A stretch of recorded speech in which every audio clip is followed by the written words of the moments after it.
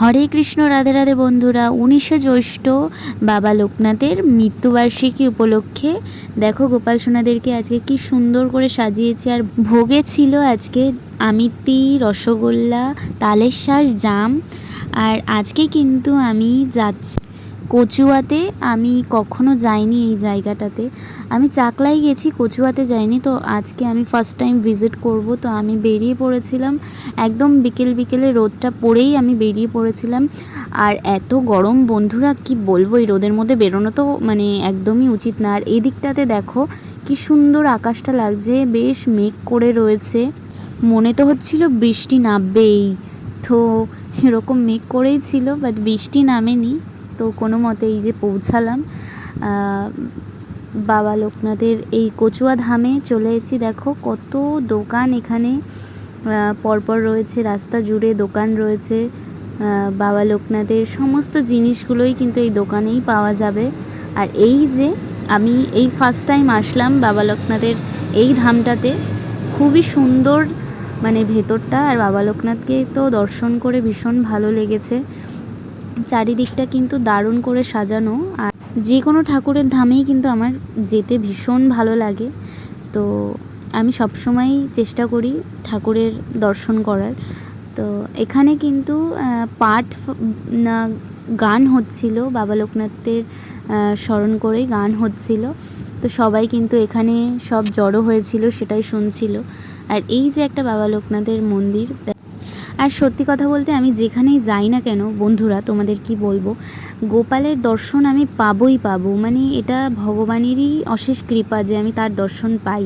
এই যে দোকানটাতে আমি এখানে নিতে এসেছিলাম ঠাকুরের ডালা, তো এখানেই দেখলাম ক্যাশ কাউন্টারে ওনারই মানে বাড়ির গোপালই উনি রেখেছে।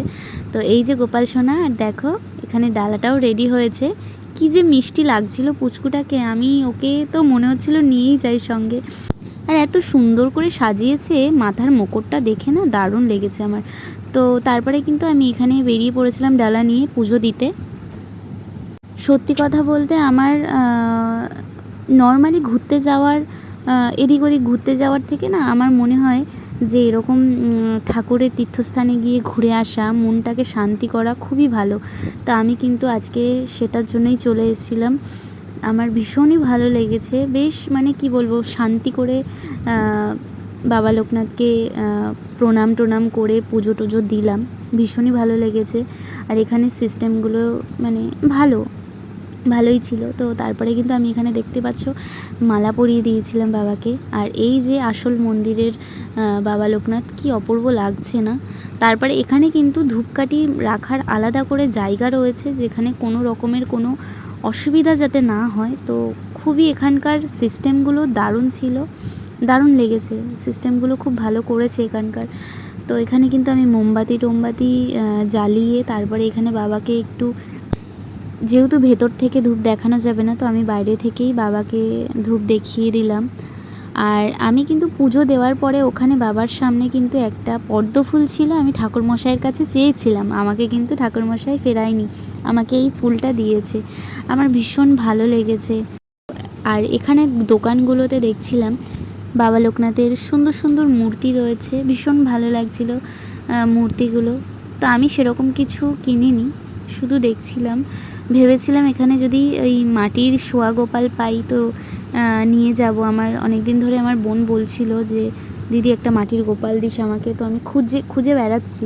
আর এখানে কিন্তু দেখো গোপাল সোনাদের আসন। আর এই দোকানটাতে বেশ গোপালের জামাগুলোও দেখলাম, দামও কম ছিল। তো আমার গোপালের সাইজের ছিল না, তো আমি নিইনি। তো আমাদের এখানে সব কিছু কমপ্লিট। তো আমরা এবার বেরিয়ে যাব, কারণ এখান থেকে অনেকটাই দূর যেতে হবে।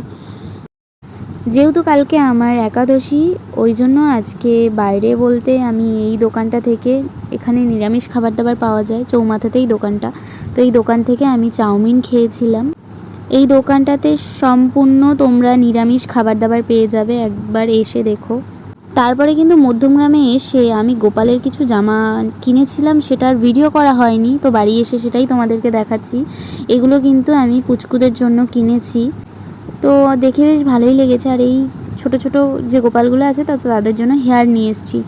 তো আর বেশি বড় করব না ভিডিওটা, আজকের মতো ওইটুকুই। দেখা হবে নেক্সট ভিডিওয়। রাধে রাধে, সবাই ভালো থেকো।